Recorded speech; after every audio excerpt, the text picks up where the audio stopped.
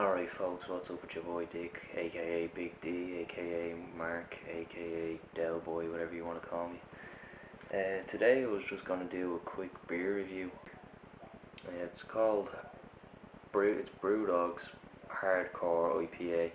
Brewdog as a brewery, I'm not sure whether I'm totally sold on them. They have this kind of badass persona, but you just see on the front of the bottle, product of Scotland, and it's just like, you just know it's some big fat Scotsman that's brewing this. I've had their Punk IPA and that was an absolute face peeler of a drink, but in a good way. It was very flavourful, very bitter, very fruity, and very floral. The hops just absolutely rang through in it. This one, it says on the bottle it has a toffee hop in it, or a toffee malt, so I'm guessing that's where the slightly darker colour comes in, and I'm picturing a more earthy yet bitter malty taste of it. So we'll crack into it now. My big fucking gangster bottle opener.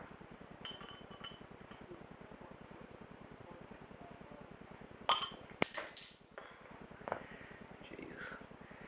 Right, the glass, as you can see, I usually use a small glass when I'm brewing kind of a 330ml, purely because there's no point in getting your good shit out.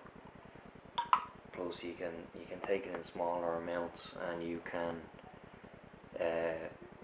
get it fresh, as it were. It's not all just going into the glass and going stagnant. That you're able to mess around with a small volume at a time, and then when you pour your next one, it's fresh. So we'll just get a sniff.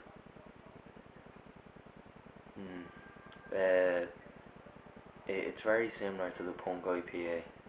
The Punk IPA has a very grapefruit and very citrusy.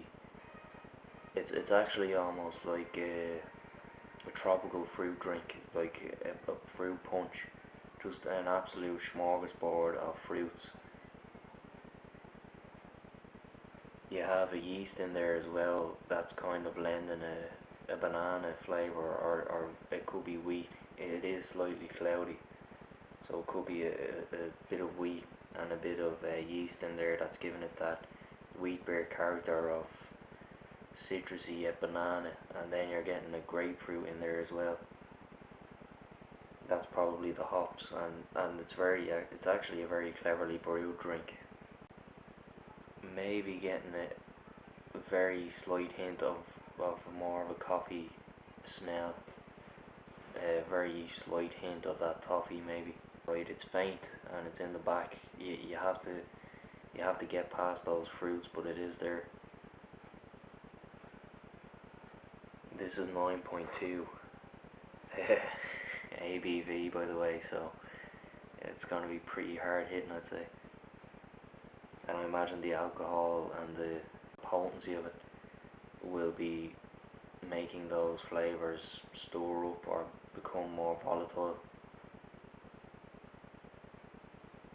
Geez, you're even getting like a strawberry or a kind of berry in there as well. Alright, so we're gonna dive in.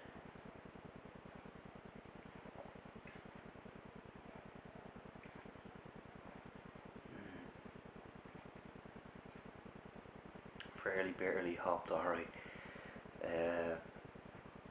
You can taste the hop, you can taste the floral notes.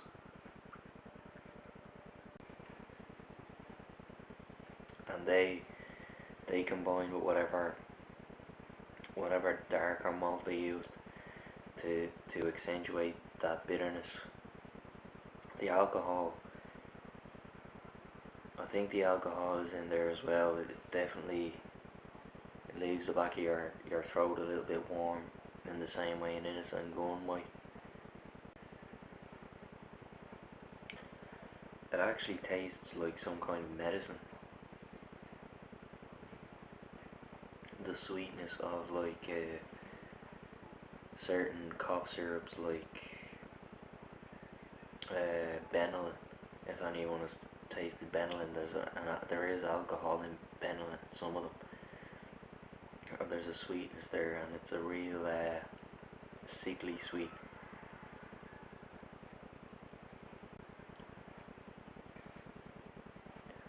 I'd say maybe a very bitter citrus peel. Like you've peeled an orange and you just bite into the orange skin. There's a yeast, and there's a yeast note in there. Maybe lending to a slightly banana-ish type fruitness, but all in all, it's very bitter.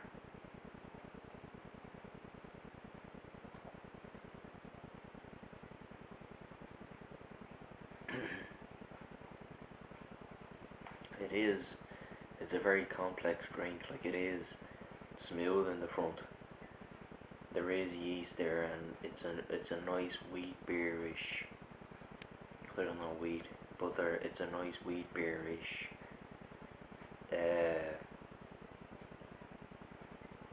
Type of smoothness. The malts are bitter, but they're earthy as well. They're not overwhelmingly bitter because the hops, I think they know, or they realise that they have so much hopping in it that they kind of might have backed off on bitter malts. I think there might be a slight caramel note in the malt at the very front of the taste. When you actually go searching for those malts and you get past, again, when you get past the bitterness and the hopping, there is a faint warm type of character there. You know, although it's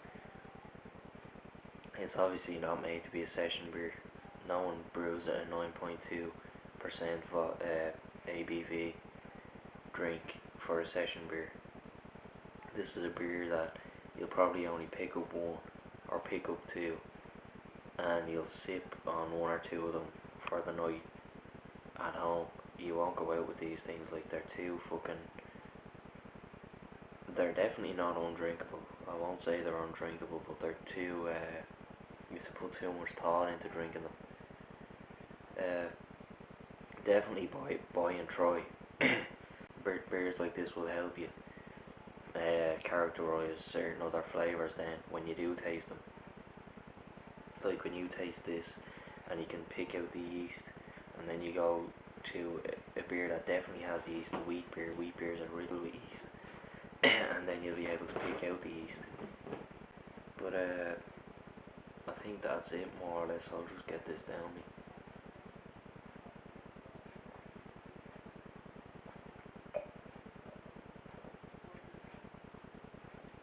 Bottoms up, lads. Bye.